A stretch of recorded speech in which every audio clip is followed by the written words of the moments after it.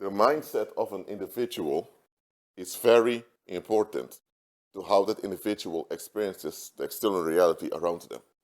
That's obvious. Someone who always expects the worst, they'll experience the worst even when the worst doesn't even exist. Someone that always expects the positive no matter how bad the situation is, even though bad things will happen, they will recognize bad situations, they will see opportunities that others don't even notice. So someone's mindset is quite important, is quite relevant. So when you're dealing with someone, it's best to know what their mindset is. If someone thinks that they don't owe anyone anything, if you have this narcissistic outlook that it's all about them, then be guaranteed that they will do stuff to you that are going to be a disadvantage to you. Because that narcissistic mindset isn't even an advantage to themselves. But because they're so into the high of being in charge, they do not even consider that they're doing wrong to themselves. And you understand, they cannot even think about doing right to you because they're not even interested in doing it right to themselves. Okay, so someone's mindset is quite important. Now, why am I mentioning this? Because there's one thing you need to understand. There are people out there who are just bad people. Don't label everyone that you disagree with a bad individual. Don't. Don't. That's a trap. You're not going to do that.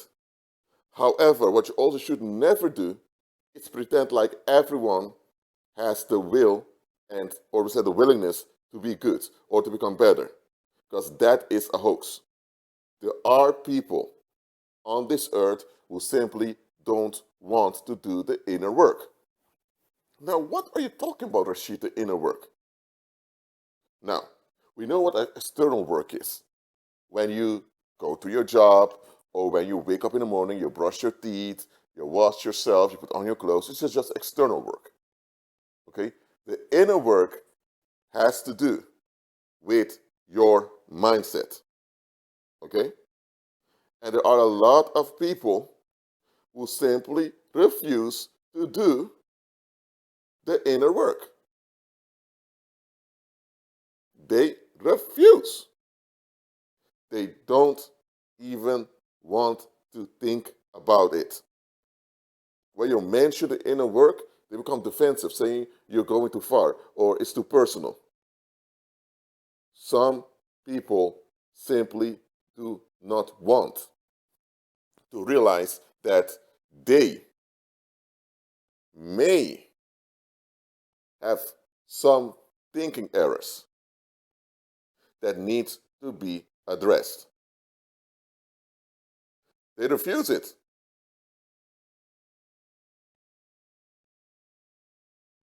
So what happens is that when you're dealing with such people, sooner or later, but it's often sooner, they will seek for a way out. Why? Because you cannot be involved with other people and never face stuff about yourself. If you're an individual that is often tired and you're in conversation with other people, that tiredness will manifest. If you're an individual who's quickly bored, that will manifest. If you're someone who is quite constructive and you ask questions to look for solutions, others will notice this and you will notice also by the reaction of others. You cannot be involved with other people without encountering yourself. So if you have thinking errors or if you have attitude issues that should be addressed, you will encounter them when you are involved with other people. But you can't avoid other people because you are a human being. You need social interaction. That's a basic ingredient for your mental health. And also in daily life, it's impossible to just operate in life without involvement from others. When you go to a grocery store, you need to involve with other people. When you're in the subway or in other public transport, you're involved with other people. When you are driving your own vehicle in traffic, you're still involved with other people on the road. So it is not possible to just avoid other people completely. You need to be involved with other people. So this brings us to the following. Someone who refuses to do the inner work, what options do they have? Now, the options they have are actually not options at all. The only thing they can do is to sabotage others into putting up with their violence. Because then, not wanting to do the inner work is a form of violence. Let me explain. If you never wash yourself, you never brush your teeth, and you never do anything for your physical hygiene, you're both endangering yourself and everyone you're involved with. Forget that there will be a stench, a very horrible smell coming from your mouth or from your skin. You will also pollute everyone else you get involved with. And every place you encounter will be polluted by you. So someone that would refuse to take a bath or refuse to brush your teeth for years, and they insist on their being in charge of their own body, and they express that by not taking care of the physical hygiene, they are operating in violence. Because they're violating reality. Reality requires them to have a basis of self-care.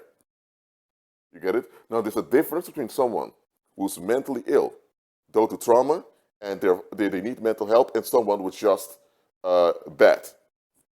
People with mental illness require help, and you can offer help at a distance, then both of you remain safe. Okay? But someone that's bad, it's just deranged. They do not even want to see the reality that they need to wash themselves. But okay, that thing of physical hygiene is just a metaphor. Just like you should focus and take care of your physical hygiene, you should take care of your inner hygiene also, your mental and emotional hygiene. People that are not interested in their inner hygiene, eventually they will look for excuses. And the number one excuse they'll come up with is that that's just the way I am. Hold up. If someone is always blunt in what they think and feel, if that's just the way they are, then they will do the same when a police officer is around. Then they will do the same when they're at work. They will do the same when they're in a courthouse. They will not. Because in a courthouse, when they're blunt like that, without considering the feelings and expectations of the courthouse, they can be charged with contempt of court, and they can be put in jail or in prison for several days. And then being put in prison or jail, prison is for a long term, jail is just for a short term, then going behind bars for contempt of court may cause them to lose their job, lose their income, and they may get a criminal record. And they don't want that. So because there are severe consequences, they for some reason will know how to behave themselves with how they talk and how they behave. If it's in front of a police officer and they are very direct with how they feel and think, they can be arrested. So this whole excuse, just the way I am, is just an excuse for people not wanting to do the inner work. Listen, there are people who simply don't want to do the inner work. Another excuse people use is that, well, I have a rough childhood. Yes, that may be true. And because you had a rough childhood, you know how important it is to do the inner work. Because your parents or those that raised you didn't do the inner work, and it harmed you. They harmed you by them not doing the inner work. So you have experienced how bad it is not to do the inner work. So you should be extra motivated to do the inner work on yourself to break the cycle of abuse. And there are many people out there who had horrible childhoods, and they ended up as great people, and they ended up as positive-minded folks out there. Now, that doesn't mean that it was easy. It doesn't mean that they never faced issues while recovering. They did. It doesn't mean that nobody tried to sabotage their recovery or anything like that. All of that they went through. But they were realistic enough to realize, okay, I need to move forward. I need to process things. You have folks, it doesn't matter whether they had a traumatic childhood or not. That's not really what it's about. There are people from very comfortable and easy childhoods who end up this way. And there are people from horrible childhoods that end up this way. It has to do with their attitude towards life. It's the attitude they adopt. And many people adopt the attitude they don't want to do the inner work.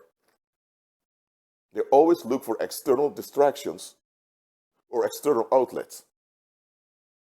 An external distraction may be an addiction. I don't think they choose to be addicted, but that's how people often get addicted. There's something on the inside that's not addressed, but they get distraction on the outside, and they become dependent on external distraction, whether it's drinking, smoking, or gaming, or whatever. Now, you can play video games, you can drink some wine or some beer from time to time. There's nothing wrong with any of that. But the moment you become dependent on those activities to distract yourself from inner unrest, now that's an addiction. Or they find an external outlet by blaming someone else or by attacking someone else. And that's why a lot of people love to have enemies. Don't you realize there are people who love to have enemies? Why? Because when you have enemies, they have someone that they can project their inner unrest on. Disliking someone is simply projecting your unrest on them because you're not flexible enough to deal with the situation in a constructive way. So it's inner poverty or lack on your part that you project on the other. That's disliking someone. And hating someone is when this dislike turns into action to undermine someone. That's hatred. So people want targets to hate and dislike so that they don't have to face the inner unrest that has developed over the years. Because if you were to remove all their enemies or all the people they dislike, then they're left with inner unrest. Some people thrive. I won't say thrive, but some people are really, they run on drama and conflict. They're always in some type of fight. They're always some type of argument. And you think, why is this individual always in some type of argument? Or why are they always upset like this? They want an outlet for the inner unrest because they refuse to do the inner work. Look, you doing the inner work does not mean that you can magically heal yourself from everything. Because you're not God. Often you need help, serious help. But at least when you do the inner work, you take responsibility for your own safety, your own well-being. Responsibility simply means your ability to act. So you realize, okay, my safety and sanity matters, and I have options that I can do for myself. I'm not a little child that I just have to find, that I'm helpless. I'm not a helpless child that has to find a way to cope or deal with everything. I have options. That's responsibility. Realizing you have options and choose the best options possible that you can choose. That is responsibility. Strange enough, there are people who simply will not, under any circumstance, take any responsibility. Or you can say they will never do the inner work. It's not about controlling life circumstances, because sometimes bad stuff just happens, and it's not because of you. But the way you process or relate or deal with the bad that happened, that's what matters. And that's where responsibility comes in. I don't expect you to figure everything out. I don't expect you to have a smile on your face while people are stabbing you to death. I'm not expecting you to be that way. Absolutely not. What I do expect you to do is realize, my safety matters. I should be concerned with my own safety, and by doing that, I'll be concerned with the safety of others also. It's not just about other people. It's also about you. You matter too. You should recognize your own value. But there are people out there who just want to survive. So them having this selfish attitude, they say that they're selfish because they need to. They say they're selfish because they want to take care of themselves. It's not true. They're selfish because they're fleeing. They're selfish because they don't want to do the inner work. Because once they do the inner work, they need to admit things. Once they do the inner work, they need to give up being in charge. Once they do the inner work, they need to let go of playing God. Once they do the inner work, they need to give up all those addictions that they are clinging onto. Once they do the inner work, they need to admit that there were times they were wrong. And there were times they did things that hurt other people. So then they need to admit that they don't have all the answers. Yes, if they were victimized, yes, they were victimized. But there were also times they, maybe not on purpose, but they victimized others unbeknownst to them. So they need to admit both that they were victimized and the times that they were the victimizers. It doesn't mean they're bad people. It simply means that, hey, you have flaws, and sometimes those flaws can go at the expense of someone else. It doesn't mean that it's only about other people and they only should apologize. Sometimes it's others that need to apologize to them, and others that need to change how they treat them.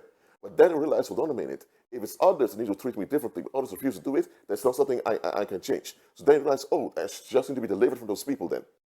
Doing the inner work is healthy. It will clear up mental fogs in your mind, and it will show you clearly that you need the Heavenly Father. Doing the inner work is refreshing. Doing the inner work is healthy.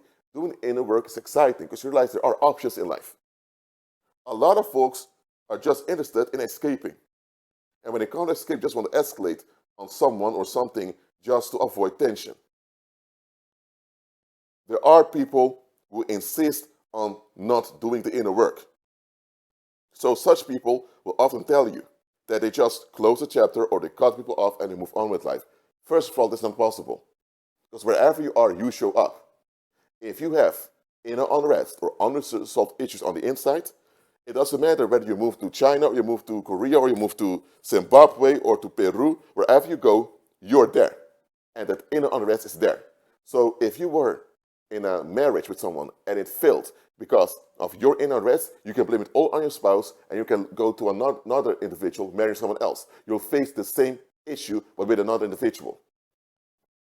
So this whole thing of just cutting people off or move to different places and start over, listen, there are times you should move away from people, especially when they're dangerous. There are times you should move to another place. There's nothing wrong with any of that. But if you're doing all of that, move to other places, lowering or breaking contact with people just to escape or to escalate, then you are deceiving yourself. You never close any chapter. You're still stuck in the same chapter, but the chapter is playing out with different people.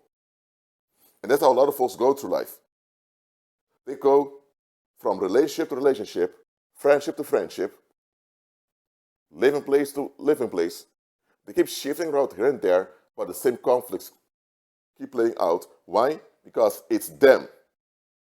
There's something wrong with them that everywhere they go, they encounter the same issues over and over again.